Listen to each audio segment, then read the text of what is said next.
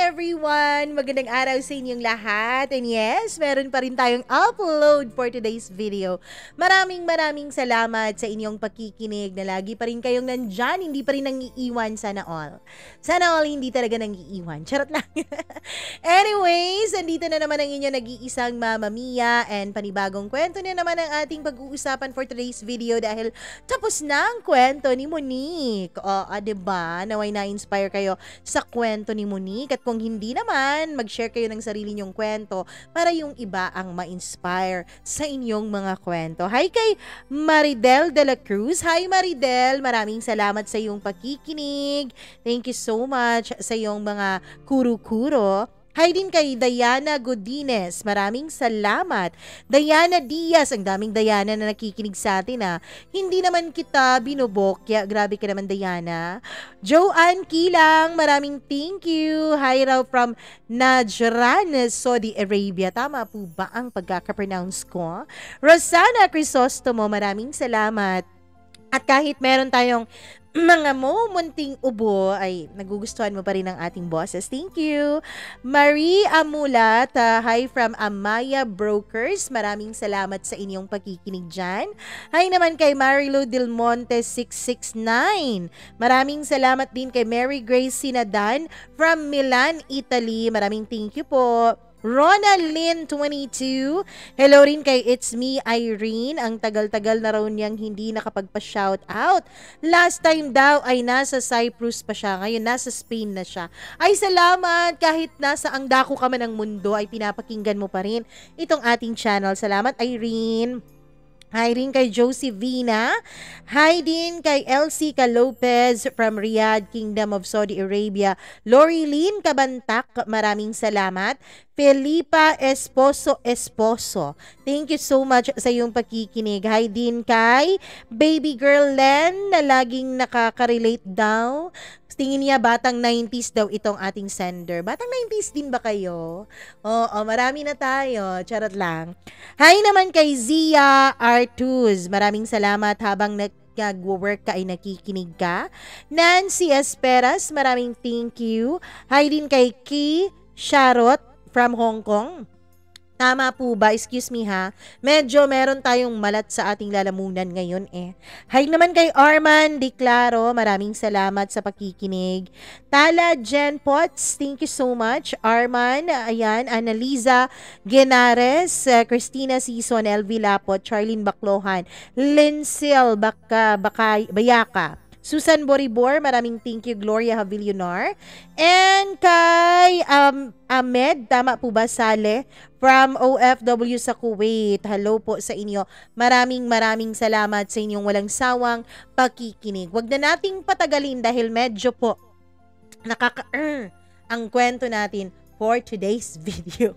Huwag na nating patagalin. Ito na ang inyong paboritong programa, ang Dear Mama Mia. Minsan, sa pagpoprotekta natin sa mga taong ating minamahal, ay napapahamak hindi lamang ang ating dignidad, kundi pati ang imahe natin sa ating mga sarili. Dear Mama Mia, magandang araw po sa inyong lahat. At nais ko pong magpasalamat sa lahat ng mga nakikinig ngayon sa kwento ko. Naway maintindihan niyo ang bawat desisyon na ginawa ko dito sa aking kwento. At naway pakinggan ninyo ang aking hinaing. Wala kasi akong ibang mapagsabihan sa mga nangyari. Mama Mia, nung mga panahon na nakikinig pa lamang ako sa inyo, ay ilang beses ko rin pong inisip kung susulat ba ako at ibabahagi ko ba ang tunay na kwento ng aking buhay. Pero dahil nga medyo hirap na rin ang kalooban kong itago ang lahat, eto at isusulat ko na. Nawa po Mama Mia ay ipagpatawad ninyo ang mga mali-maling grammar o kung meron mang mga typo errors dito sa aking kwento. Kayo na po sana ang bahala na ikwento ito sa iba. Warning lamang sa mga nakikinig ngayon, medyo may pagka-SPG po ang kwento ko. Ang kwento ko kasama ang aking kaibigan. Mama Mia, itong boyfriend ko, itago na lang po natin sa pangalang George.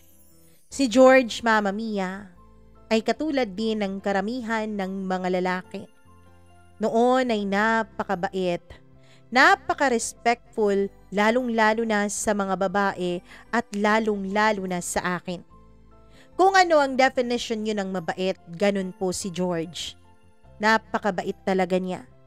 Marami ang may gusto sa kanya dahil sa angkin niyang kabaitan.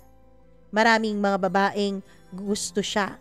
Marami ring mga parents at teachers, pati na rin ng mga nakakatanda na gustong gusto siya. Dahil nga mabait talaga kahit ang kaniyang aura. Bukod sa pagiging gentleman ay mahilig din siyang manlibre, Mama Mia. Isa po ako sa mga babaeng nililibre niya, lalo na kapag kapos po ako sa pera. Kapag umiinom po kami kasama ang mga friends ko, ay lagi lamang po akong gunner o tagatagay. Kasi lagi niya akong binabantayan. Mama Mia, ayaw niyang umiinom ako.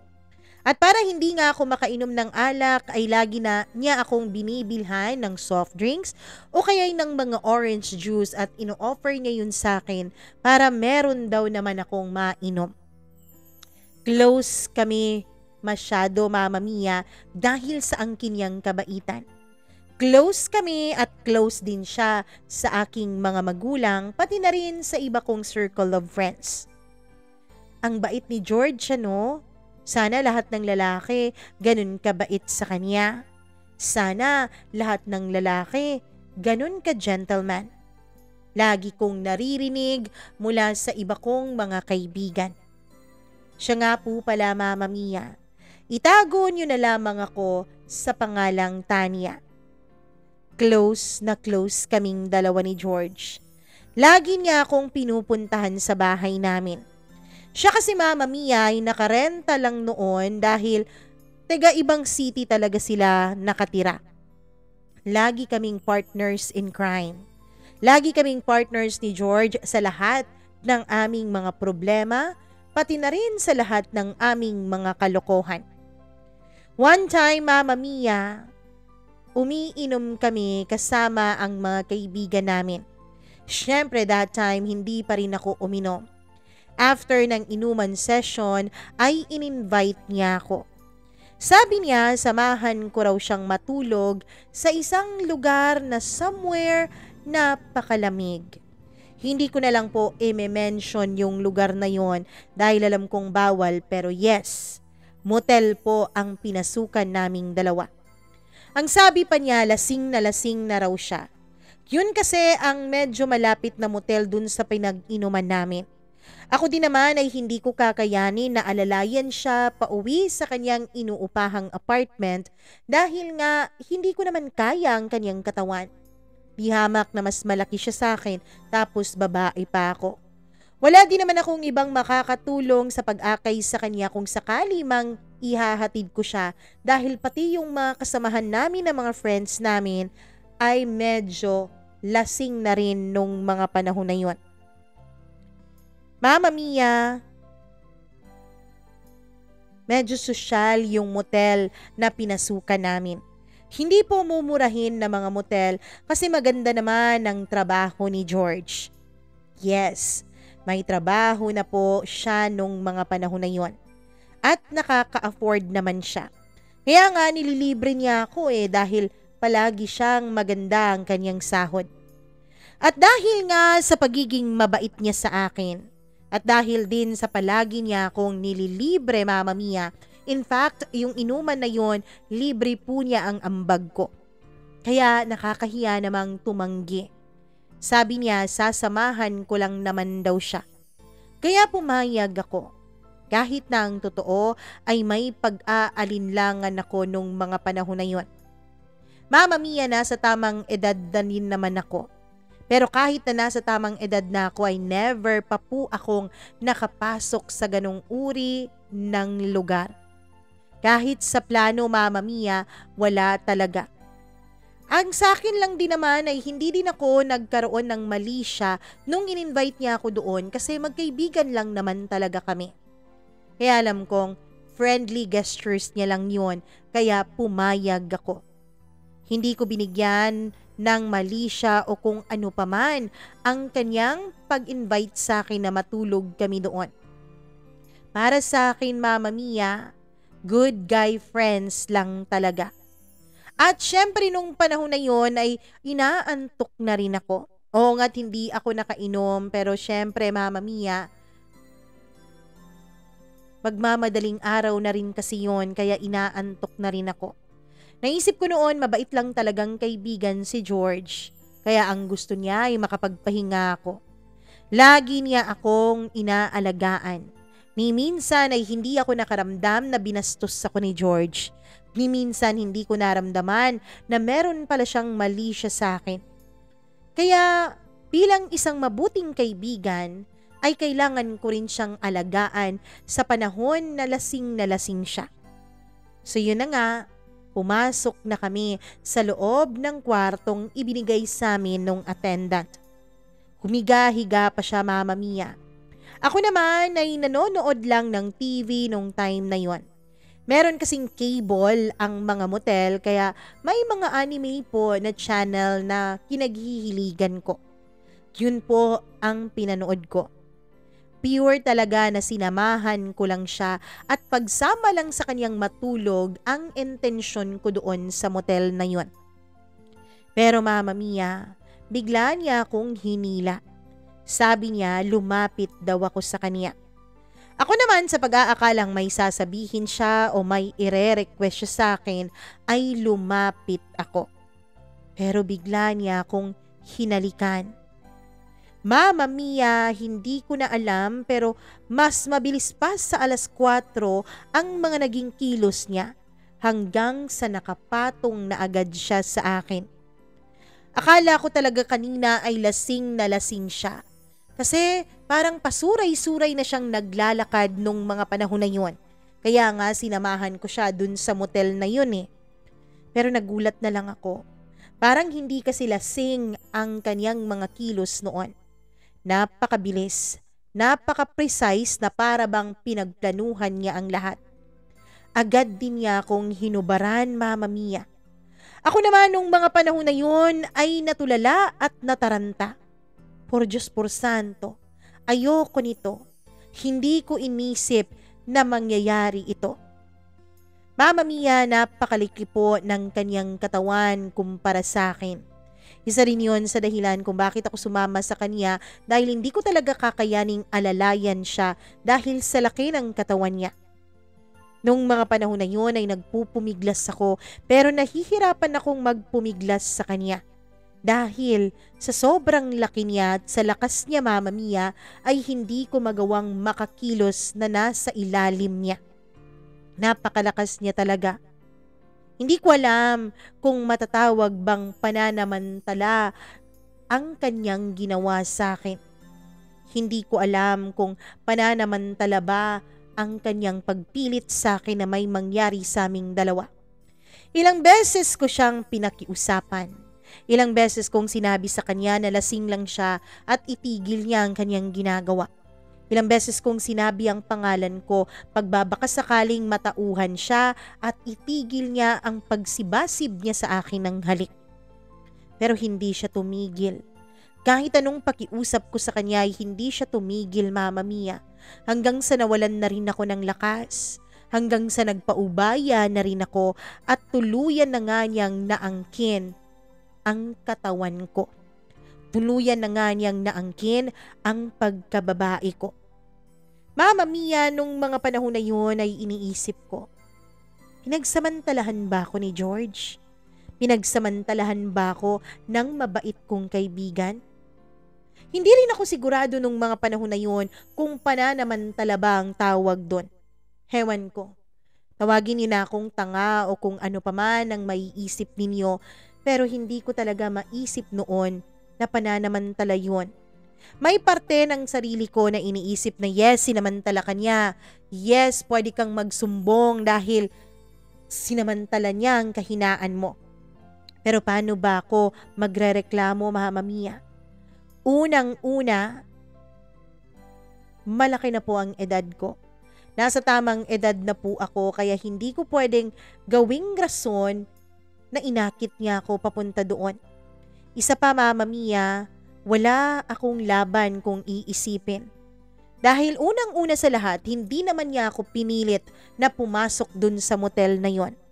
Kusa naman akong sumama sa kanya na pumasok kami sa ganong lugar in the first place, hindi ba?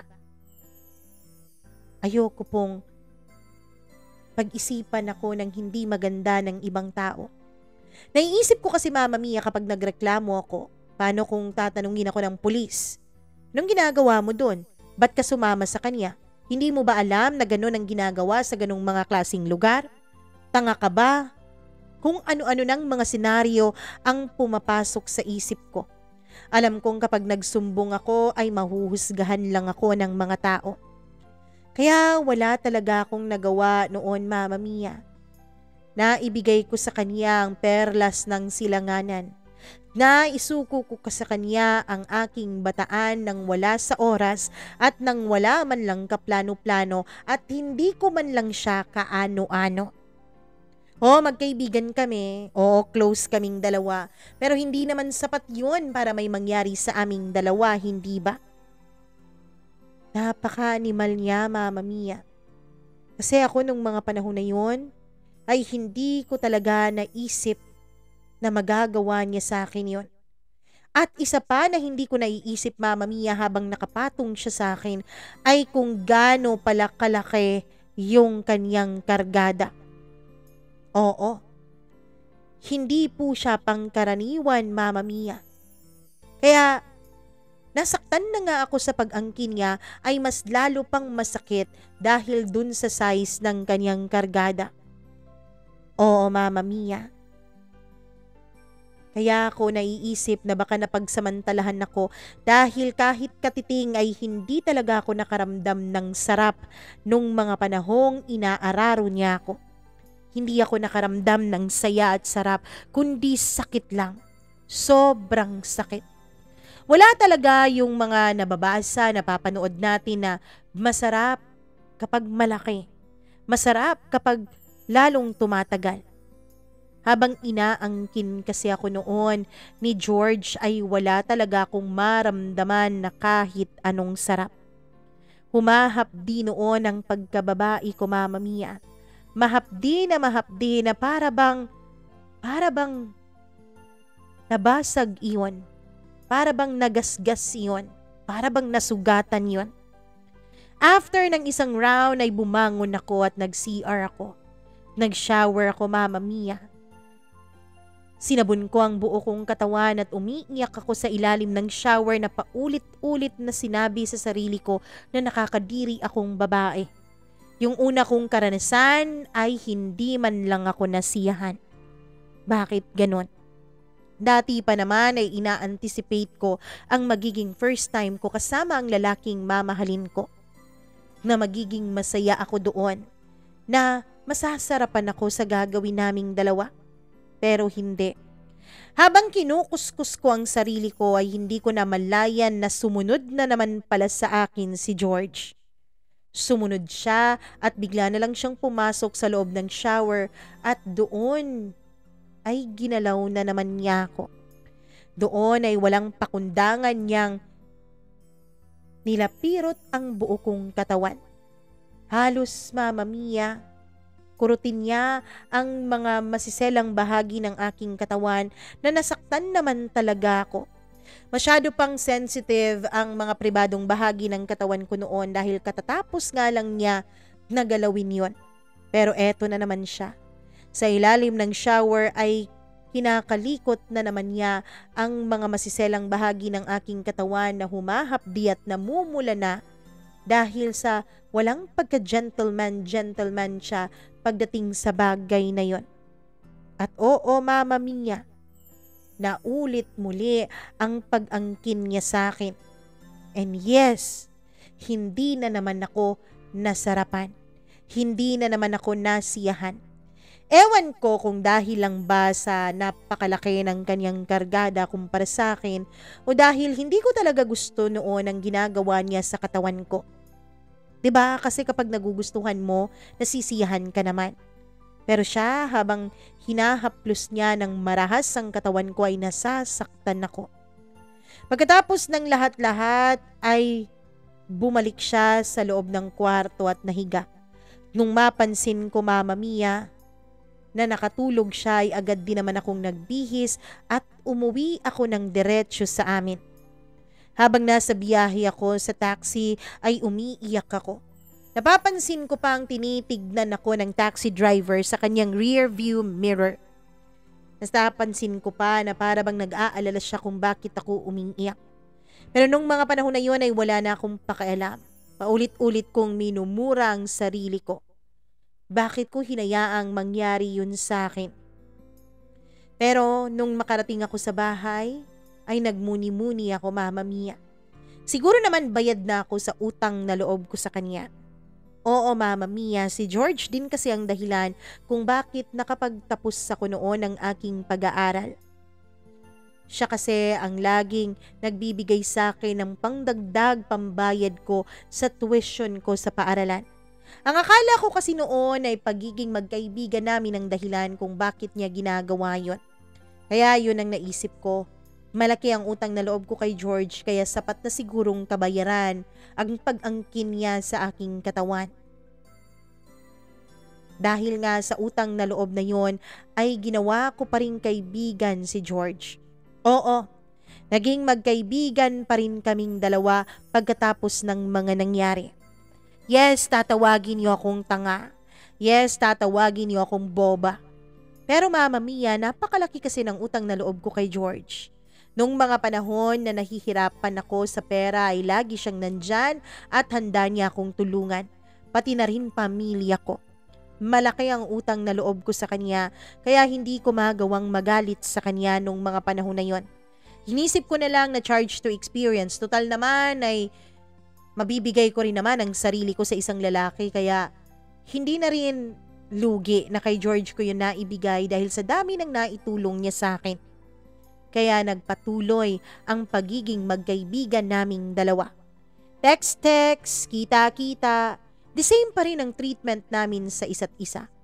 Mabait pa rin siya lalo na sa akin, lalo na kapag merong ibang tao. Mahilig pa rin siyang magpatawa. Kahit na may nangyaring hindi maganda sa aming dalawa ay napapatawa pa rin niya ako. Nag-e-enjoy pa rin akong kasama siya. Ewan ko kung talagang baliw na ako pero nararamdaman ko pong nag-e-enjoy pa rin ako kasama ang kaibigan ko. Hanggang sa may isang time, Mama Mia. May isang time na meron akong gustong bilhing gamit. Tapos kulang na kulang ang pera ko. At dahil nga lagi ko namang maaasahan itong si George, ay sa kanya ako lumapit para manghiram ng pera. Take note, manghiram po at hindi manghingi. Pinahiram naman niya ako, Mama Mia. Pero ang sabi niya ay may pupuntahan daw muna kami bago niya ako pahiramin ng pera. Yes, nag-check-in na naman kami, Mama Mia. Ginawa na naman niya ang mga ginawa niya sa akin. Nilapirot na naman niya ang buo kong katawan. Hinalikan na naman niya ang mga bahagi ng katawan ko na siya pa lang ang nakakakita. At inangkin na naman niya ang pagkababae ko. Matapos nga niya akong angkinin ay binigay niya sa akin ang perang hinihiram ko at higit pa. Napakapait naman ang buhay ko. Napakapait naman ng kinahihinatnan ko.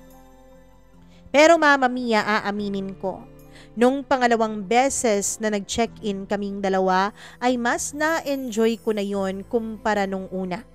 Dahil bago kami pumasok sa motel na yon ay alam ko na kung anong mangyayari. Alam ko na kung ano ang intensyon niya kaya niya ako ihinaya dun sa motel bago niya ibigay sa akin ang pera. Kaya mas na-enjoy ko ang naging pagtatalik namin. Hindi katulad nung una na talagang pananamantala yun para sa akin.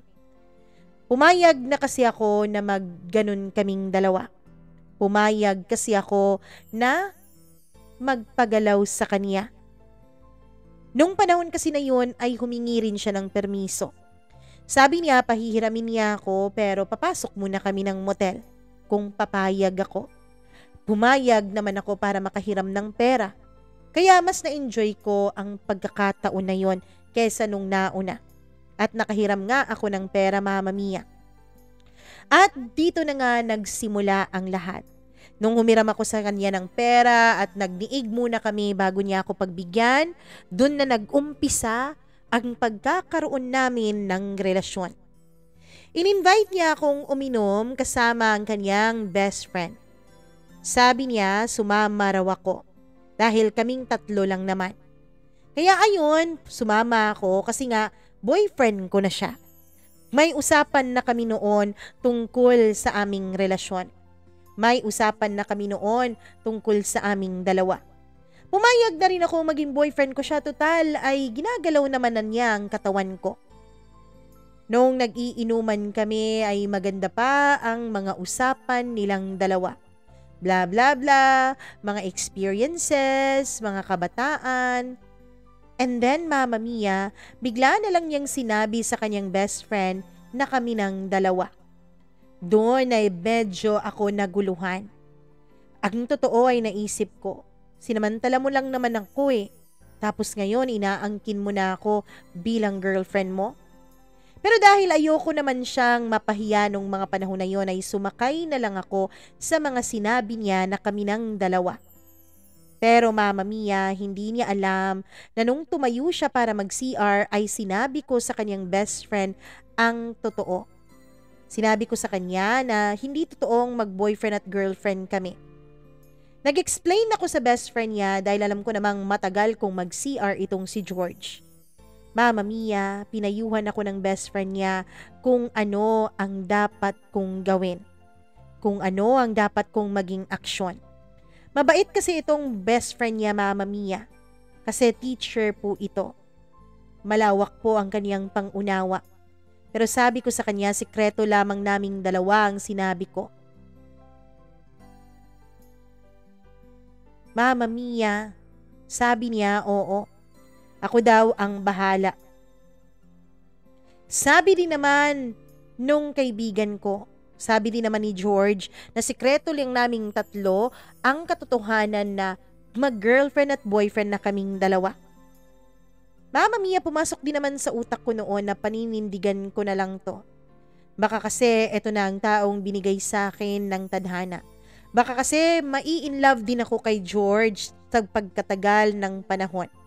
Kasi makita ko rin naman sa kaniyang actions, Mama Mia, na may gusto din naman talaga siya sa akin dahil napakabait niya sa akin. Totoong mabait siya sa ibang mga tao at sa ibang mga babae, pero di hamak na mas doble at triple ang kabaitan niya pagdating sa akin. Kaya ayun, sabi ko, sige, panindigan ko ang mga sinasabi niya. Simula nga noon ay lagi na kaming kinakantsawan ng iba pa naming mga kaibigan. Lagi kaming inirereto sa isa't isa. Kasi sa pagkakaalam ko ay confused sila sa kung ano talaga ang namamagitan sa aming dalawa ni George. Naiintriga sila, Mama Mia, kung mag-boyfriend at girlfriend raw ba talaga kami ni George o kung hindi dahil lagi raw kaming magkasama. Lagi din kaming magkaakbay at kung minsan ay hinahawakan din niya ang aking kamay sa harap nila. Lagi nilang tinatanong kung kami na raw ba dalawa pero nagde-deny pa rin kami. Hanggang sa umabot na sa point, Mama Mia, na nainsulto pa ako dahil ang sabi nila, ang sabi ng iba kong kaibigan ay nasaan na raw ang aking delikadesa. Bakit para raw akong hindi babae kung umasta? Kung hindi raw kami ni George, saan ko raw nilalagay ang delikadesa ko? Bakit daw kakaiba ang turingan namin sa isa't isa? Bakit daw pumapayag akong magpapayakap kay George? Bakit daw pumapayag akong sumasandal ako sa kanyang balikat at sa kanyang dibdib kung hindi naman pala kami? Yung aming actions ay more than mag-boyfriend at girlfriend na raw kung tutuusin. Bakit daw parang wala akong delikadesang babae? Nakakainsulto yun, Mama Mia. Pero tinago pa rin namin ni George ang katotohanan. Hanggang sa tumagal, Mama Mia, ay tsaka na namin inamin sa lahat ng mga kaibigan namin ang tungkol sa aming dalawa. Kasi sinabi ko kay George nung mga panahon na yon na handa na ako. Handa na akong panindigan ang pagiging mag-boyfriend at girlfriend naming dalawa. Okay na ang lahat. Okay na ang lahat. As in, sobra pa sa okay. Lahat kasi ng mga kaibigan namin, yung mga nakakakilala sa akin at nakakakilala kay George ay botong-boto sa aming dalawa. Maraming nagsasabi na bagay daw kami. Maraming nagsasabi na maswerte raw ako kay George dahil napakabait nito at napaka-gentleman. Pero Mama Mia, hanggang dun lang pala ang kanyang kabaitan. Hanggang pakitang tao lang pala sa lahat. Kung sa harap ng mga magulang ko, sa harap ng mga kapatid ko, sa harap ng barkada namin ay napakabait niya. Mama Mia, sa tuwing kami na lang dalawa, ay dun lumalabas ang kaniyang kulay na matagal pala niyang ikinubli sa akin. Every time na mag-aaway kaming dalawa ay napakasakit po niyang mang-insulto. Napakasakit po niyang magsalita. Para pong patalim ang kaniyang mga salita na tinutusok ang bawat hibla ng aking dibdib.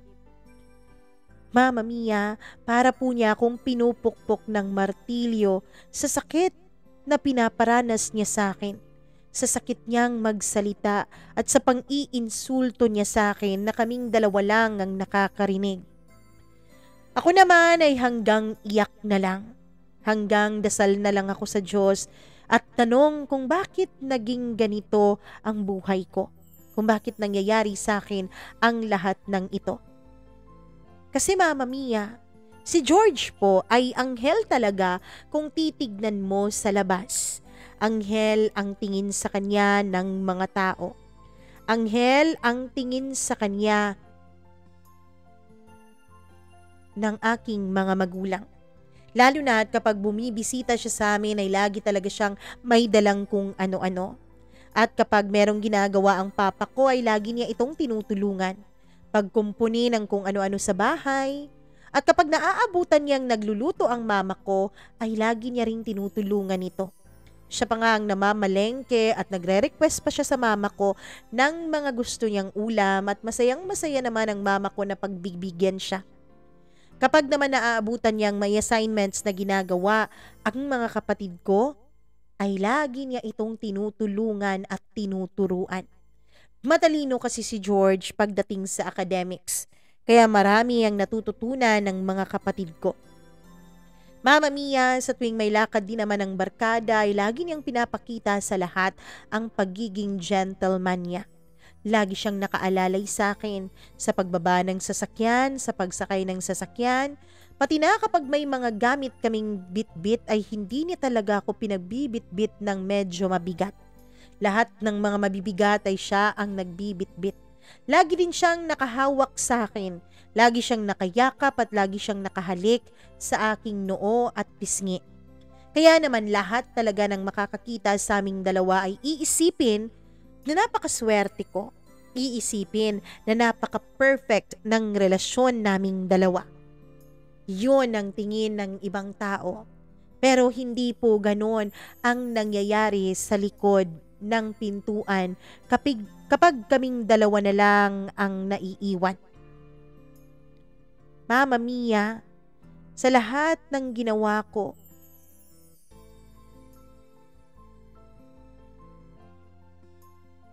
na hindi ko nagawa sa ibang lalaki noon, ay hindi ko maaatim na magagawa pa rin akong saktan ni George, na magagawa pa rin niya akong pasakitan. Oo, meron na akong mga naging boyfriends dati. Oo, may mga nakarelasyon na ako, pero kahit kailan ay hindi ko naman binigay ang pagkababae ko sa kanila. Kahit kailan ay wala naman akong ginawa na sakripisyo para sa kanila. Pero Mama Mia, kay Kay George, ginawa ko ang lahat eh. Ginawa ko ang lahat para makuha ko ang approval niya. Pero para sa kanya, baliwala lang ang mga sakripisyo ko. Para sa kanya, Mama Mia, kapag kaming dalawa na lang, ay wala akong silbing babae. Wala akong silbing girlfriend. Hindi kasi ako marunong maglaba. Hindi ako marunong magluto. Hindi rin ako marunong maglinis ng bahay. Mama Mia, kahit pa nga pagtutupi ng mga damit ay hindi ako marunong. Ang mama ko kasi ay housewife. Pinalaki po kami ng mga magulang namin na nakafocus lamang sa aming pag-aaral. Oo, hindi kami mayaman. Oo, may mga pagkakataon na kinukulang din naman kami. Yun nga ang mga pagkakataon na tinutulungan ako ni George. Pero Mama Mia, ang sabi naman ng mga magulang namin sa amin ay mag-focus kami sa aming pag-aaral at paghahanap ng magandang trabaho. Dahil kapag meron kaming magandang trabaho, makaka-hire kami ng mga taong pwedeng gumawa ng mga bagay na yun para sa amin. Kaya hindi ko inobliga ang sarili kong matuto sa mga gawaing bahay. Kasi yun naman ang gusto ng mga magulang ko, ang makapag-focus. Pero Mama Mia, nung naging kaming dalawa ni George, ay pinilit ko pong matutunan ang mga bagay na yon. Pinilit ko pong baguhin ang sarili ko para sa kanya. Nagtataka nga ang mama ko, Mama Mia, nung tinanong ko sa kanya kung paano bang magluto. Kapag wala akong trabaho ay lagi akong nasa bahay. Kapag wala kaming usapan ni George ay nandun ako sa kusina at nagpapaturo sa mama ko. Nagpapaturo din akong maglaba. Nagwawalis-walis na rin ako at nagpupunas-punas na rin ng mga muebles sa bahay. Tinatawanan nga ako ng mama ko eh. Kasi dati, hindi ko naman binabother ang sarili ko sa pag-iisip tungkol sa mga bagay na yon. Pero mula nung naging kami ni George ay iniisip ko na dapat ay maging isang wife material ako sa kanya. Kaya pinag-aralan ko lahat.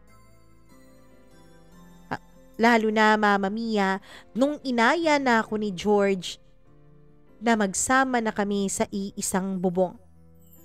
Nagpaalam siya sa mga magulang ko. Ang sabi niya sa mga magulang ko, Mama Mia, ay siya na raw ang bahala sa akin. Pagkatapos raw ng mahigit 2 taon na pagli-live-in namin ay magpapakasal din daw kami. Sadyang nag-iipon pa lang siya para sa kasal namin. Nangako naman siya sa mga magulang ko na hindi niya ako pababayaan kaya pumayag ang mga ito na mag-live-in na kaming dalawa. Maganda kasi talaga ang trabaho ni George at alam nilang makakapag-provide ito para sa akin.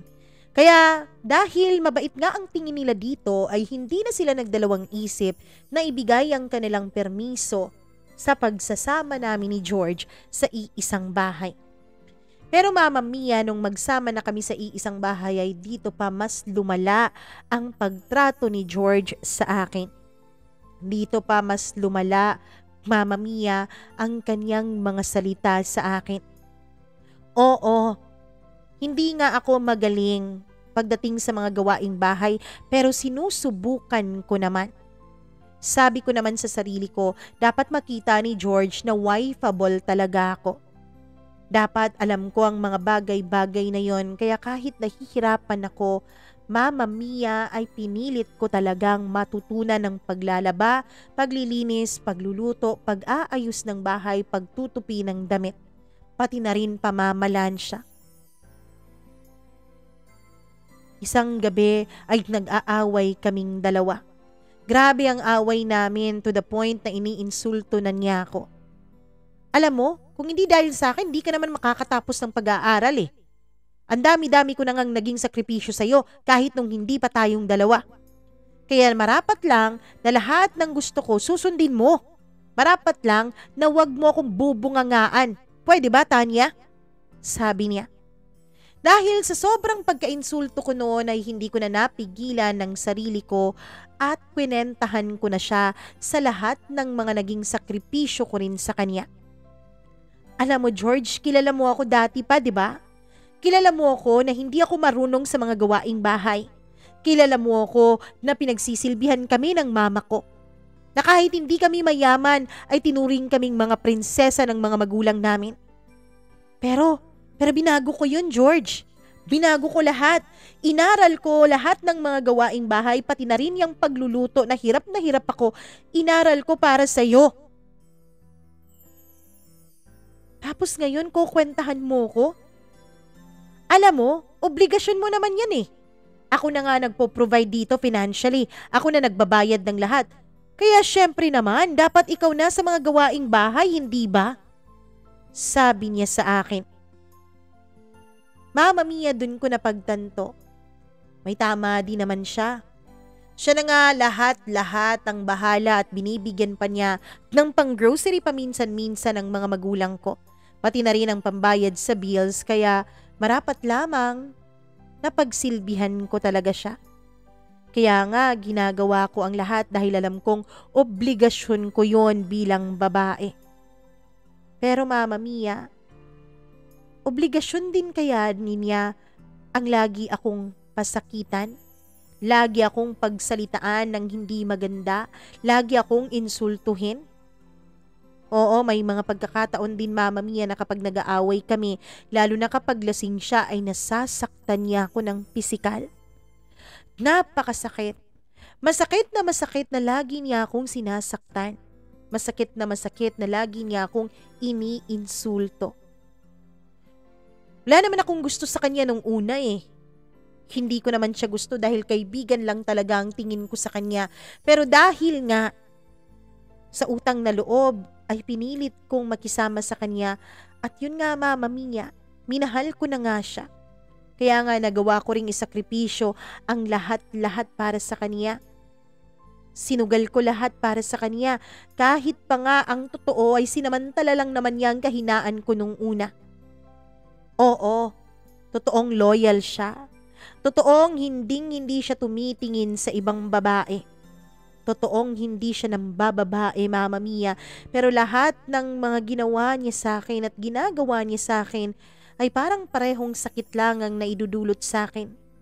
Mas mabuti pa siguro kung nambababae siya basta hindi niya ako sinasaktan ng pisikal at hindi niya ako iniinsulto.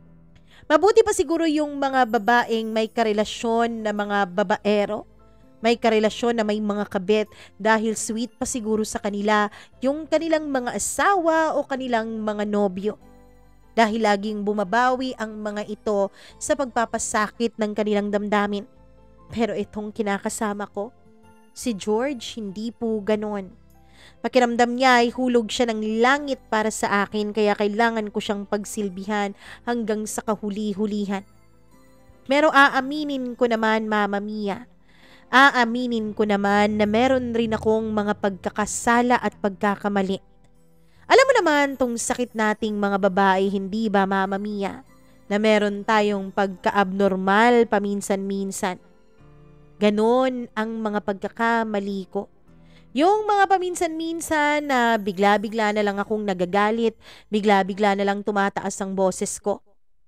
Pero Mama Mia, ang intensyon ko lang naman kung bakit ako ganyan, kung bakit lagi ko siyang kinukulit at lagi ko siyang tinatanong ay dahil gusto ko lang namang humingi sa kanya ng assurance. Gusto ko naman lang sa kanyang humingi ng lambing, pagmamahal at pag-aalaga. Kasi yun naman talaga ang gusto nating mga babae, di ba? Ako kasi Mama Mia, bilang kinakasama na niya ako, ay may mga naiisip kasi akong mga bagay-bagay. What if hindi na niya maisip na pakasalan ako dahil nagsasama na rin naman kami sa iisang bubong? What if maisip niya na hanggang sa kahuli-hulihan ay ganito na lang kami? Magka-live-in na lang dahil nakukuha naman niya lahat ng benepisyo bilang isang asawa kahit hindi pa kami kasal dalawa. Kaya Mama Mia, may mga pagkakataon talaga na ang dami-dami kong gustong gawin niya para sa akin. Gusto kong maging sweet siya, gusto kong lagi niyang sabihin sa akin na mahal niya ako, na hindi niya ako iiwan. Siya rin naman ay napakaraming demands sa akin, napakaraming mga bawal kong gawin. Napakaraming hindi pwede. Ako, Mama Mia, yung mga demand ko naman sa kanya ay yung mga gusto kong gawin niya para sa akin. Yung mga ginagawa dapat ng boyfriend o ng asawa sa isang babaeng kanyang kinakasama o partner. Yun ang hinihingi ko sa kanya. Mga bulaklak, pagmamahal, atensyon, oras, yun ang hinihingi ko. Siya naman ang daming bawal. Bawal magsuot ng ganito, bawal magsalita ng ganito, bawal umakto ng ganito. Alam ko, Mama Mia, alam ko na kung minsan ay nasosobrahan na rin ako sa pagiging maarte at clingy. Pero sapat ba na rason ang mga yon? Sapat ba na rason ang mga pagkakamali ko para pasakitan niya ako? Para pasakitan niya ako hindi lamang physically, kundi emotionally at para ipamukha niya sa akin na walang mawawala sa kanya kapag nawala ako? Na magpapatuloy ang buhay niya, na makakahanap siya ng mas higit sa akin, na makakahanap siya ng babaeng willing na ibigay ang lahat ng gusto niya, na hindi siya takot na mawala ako, na hindi siya takot na kahit anong gawin ko o iwanan ko man siya. Mama Mia, in short, ako ang takot na matapos ang relasyon naming dalawa ni George. Ako ang takot na maiwan niya sa ere. Napakasakit pero tiniis ko ang lahat ng bagay na yon. Tiniis ko ang lahat ng pagpapasakit niya.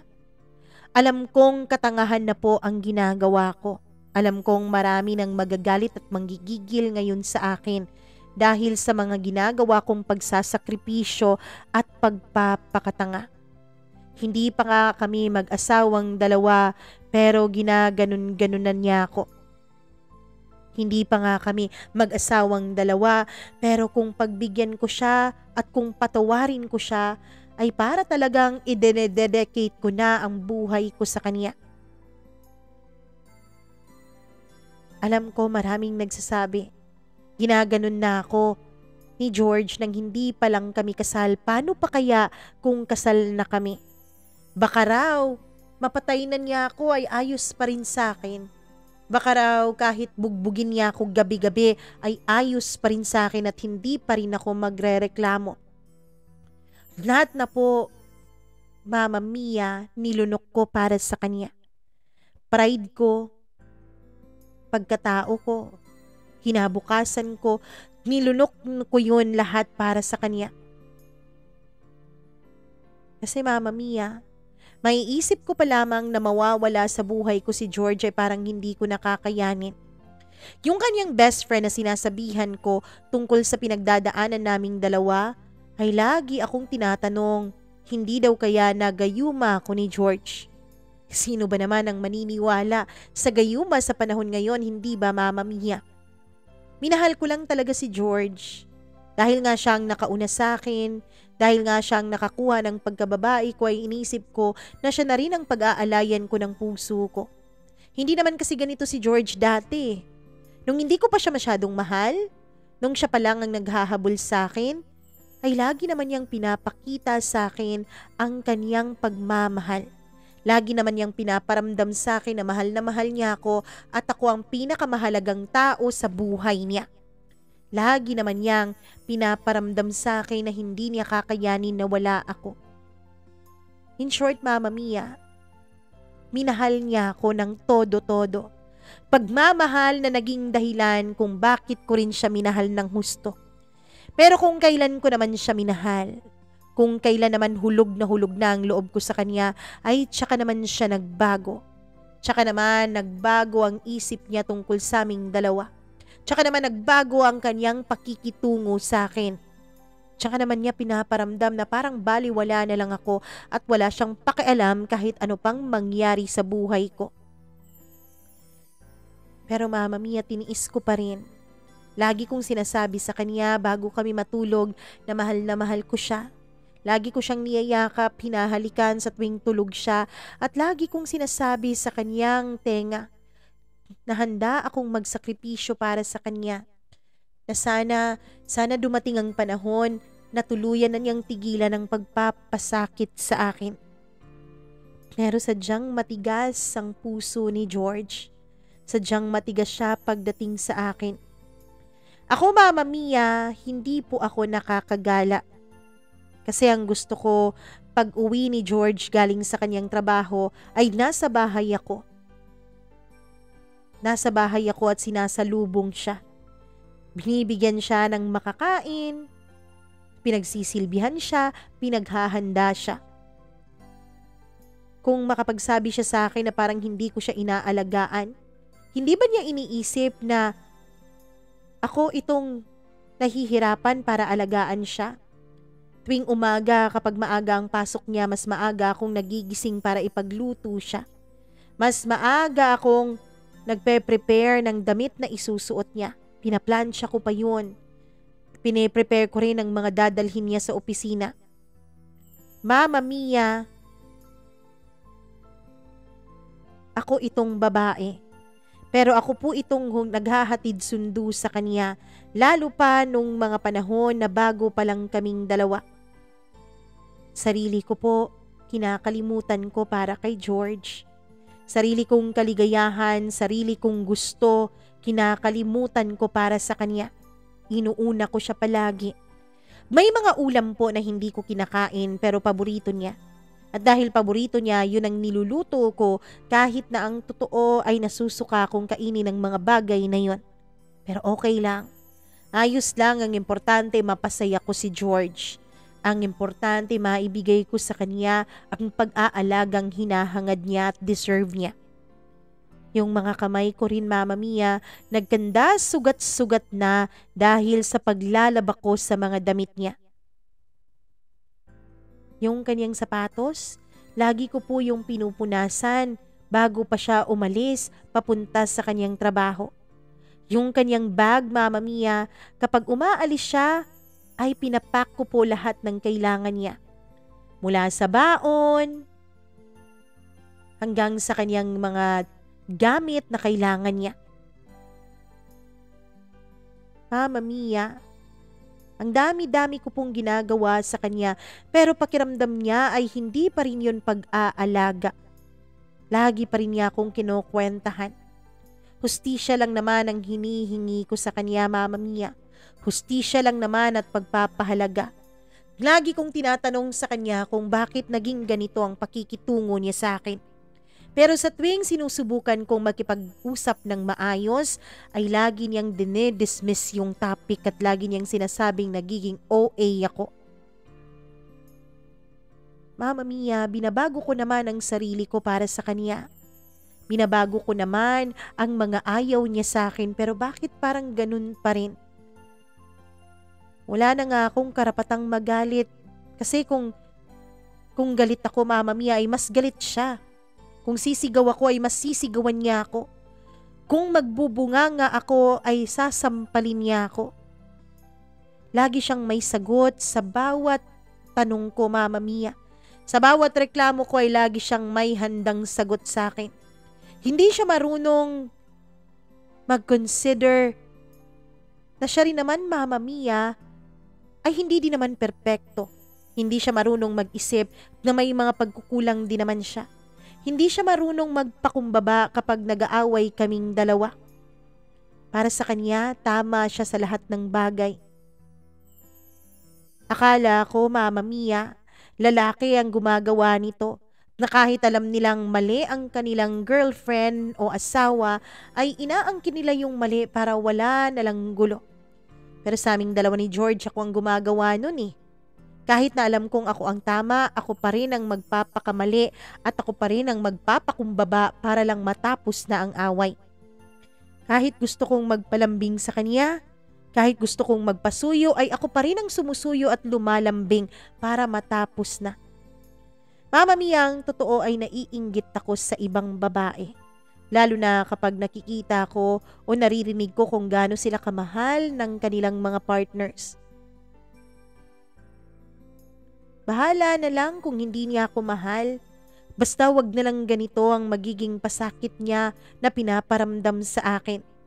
Pero sa harap ng iba, Mama Mia, sa harap ng iba ay napaka-sweet niya. Sa harap ng iba ay napaka-thoughtful niyang boyfriend at kinakasama. Pero kapag kaming dalawa na lang, dun lumalabas ang sungay at pangil niya. Ang dami-daming gustong mag-invite sa akin para gumala. Kahit parents ko nga, Mama Mia, ay hindi ko na sinasamahan. Kasi ayaw niya. Kasi mas gusto niyang magkasama kaming dalawa. Pero kapag nandito naman ako sa tabi niya, kapag magkasama naman kaming dalawa, ay lagi lang naman niya akong sinasaktan. Ang totoo niyan, Mama Mia, iniisip ko na kasi na asawa ko na si George. Iniisip ko na responsibilidad na namin ng isa't isa. At oo, pagpapakatangaman pong isipin ninyo o pagpapakatangaman po kung tutuusin, pero hanggang ngayon ay kami pa ring dalawa ni George. Hanggang ngayon ay patuloy pa rin ako sa pagtitiis. May nabasa kasi ako, Mama Mia. Ang pagmamahal raw ay pagsasakripisyo at ang pagmamahal raw ay pagpapatawad. Ang pinakamalaking ebidensya ng pagmamahal ay kapag napapatawad mo ang mahal mo sa lahat ng mga nagawa nito sa'yo. Sa lahat ng mga sakit na naidulot nito sa'yo ay pinapatawad mo pa rin. Yun daw ang totoong sukatan ng pagmamahal. And I believe that, Mama Mia. Iniwala ako that love is forgiveness. True love always forgives. And when we love, dapat we love unconditionally.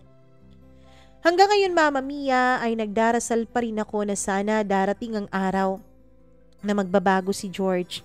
Sana darating ang araw na magiging malambot rin ang puso niya para sa akin. Sana maisip niya, Mama Mia, na bago naging kami ay pinagsamantalahan naman niya ako kaya ako pumayag. Sana maisip niya na yung babaeng sinamantala niya ay hindi naman nagsumbong. Bagkus ay ginawa pa siyang boyfriend at minahal pa siya. Sana maisip niya na minahal ko siya. Minahal ko siya ng totoo at matino akong nakikipagrelasyon sa kanya. Matino akong girlfriend. Matino akong kinakasama. Mama Mia, patawarin niyo po ako kung medyo na-stress kayo nitong aking kwento. Alam ko marami po ang nagagalit ngayon sa akin dahil sa inaasal ko. Alam ko po, Mama Mia, na maraming natatanghan sa akin. Pero nag-share lang po ako para mailabas ang sakit na nararamdaman ko. Wala kasi akong mapagsabihan. Wala kasing ibang may alam tungkol sa tunay na kulay ni George. Wala kasing ibang may alam na may sungay at pangil pala at buntot itong kinakasama ko. Kahit pamilya ko, mga magulang ko, mga kaibigan ko, lahat sila, Mama Mia, ay blind po sa mga nangyayari sa aming dalawa ni George sa likod ng aming pintuan. Ayoko kasing masira ang imahe ni George sa mga tao. Ayokong masira siya lalong-lalo na sa pamilya ko. Natatakot kasi ako, Mama Mia, na kapag sinabi ko sa kanila ang totoo ay hindi nila mapapatawad si George. Tapos ako ay hindi ko pa rin kayang maiwan si George. Mama Mia, hihintayin ko po ang mga advices o mga payo ng inyong mga tagapakinig sa akin. Silent lang po ako habang nanonood sa inyo at nagbabasa ng mga komento. Sana po, dahil sa pag-share ko nitong aking problema dito sa iyong programa, ay magkaroon na rin ako ng lakas ng loob na gawin kung ano ang tama. Hanggang dito na lamang, Mama Mia, at maraming salamat po sa iyong pagbibigay ng oras para basahin at ibahagi sa iba itong kwento ng buhay ko. Lubos na gumagalang, Tanya.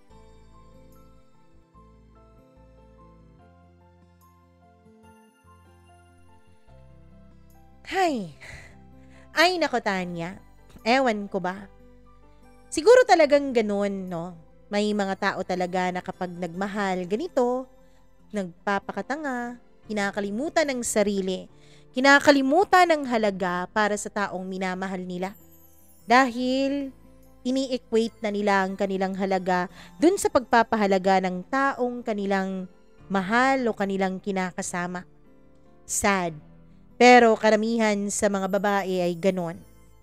Nakakasakit ng damdamin pero karamihan talaga ay ganon eh. Lalo na ang mga babae, kapag nagmahal tayo ay martir kung martir. Lagi nating sinasabi kapag wala pa tayong karelasyon na, pag ako dyan, ganito gagawin ko, iiwan ko talaga, hindi ko talaga papansinin, maghanap ako ng iba, bakit, ano ba ako?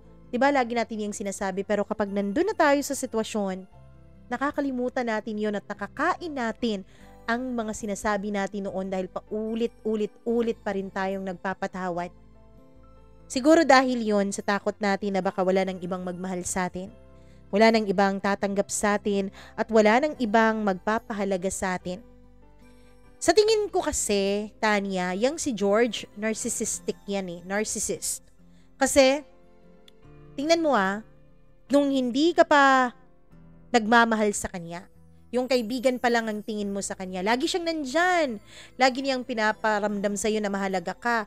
Binobombard ka niya ng pagmamahal. Love bombing ang tawag nun eh. Kasi laging binobomba niya yung pagmamahal niya sa'yo. Lagi niyang pinapakita kung gaano siya ka-perfect, kung gaano siya katinong boyfriend, kung gaano siya katinong tao, kung gaano siya kabait. Hanggang sa nahulog ka na nga sa kanya. At nung nahulog ka na sa bitag niya, dun na siya nagpalabas ng kanyang totoo at tunay na kulay. Sadly, maraming taong ganun. Hindi lang po mga lalaki. Marami ring mga babaeng ganun, yung mga narcissist. Sana nga talaga makalabas ka na dyan sa sitwasyon mo ngayon, Tanya. Napakahirap pong lumabas sa isang narcissistic na tao. Lalo pa ikaw na pinoprotektahan mo talaga ang imahe niya sa ibang tao, sa mga magulang mo. Totoo din naman na nakakatakot din namang sabihin sa ibang tao yung tunay na ugali ng boyfriend mo, ng taong mahal mo, 'di ba? Kasi darating ang panahon mapapatawad mo siya, pero yung mga taong pinagsabihan mo kung anong tunay niyang ugali ay hindi siya mapapatawad, hindi siya matatanggap ulit. Kaya naiintindihan ko rin kung bakit pinoprotektahan mo siya. Ang tanging mapapayo ko sa iyo ngayon, Tanya, hindi naman kita mapipilit na lumabas dyan dahil alam mo naman na kailangan mong lumabas pero hindi mo magawa-gawang lumabas. Magdasal ka na lang. Magdasal ka na lang na isang araw, bigyan ka ng Panginoon ng sapat na lakas ng loob para umalis. Bigyan ka ng Panginoon ng sapat na lakas ng loob para hindi na bumalik. Oo, pwedeng magpatawad pero hindi pwedeng paulit-ulit mo na lang hinahayaan ang sarili mong paulit-ulit na rin yang saktan. Maraming salamat, Tanya, sa pagbibigay mo ng pahintulot para ma-share natin ang iyong kwento dito sa ating programa. Totoong narcissist yang si George, kaya sana talaga ipagdadasal naming lahat na makawala ka na dyan. Maraming salamat din sa inyo na nakikinig ngayon sa kwento ni Tanya. Kung nagustuhan niyo po ang kanyang kwento, please do not hesitate to like and share this video.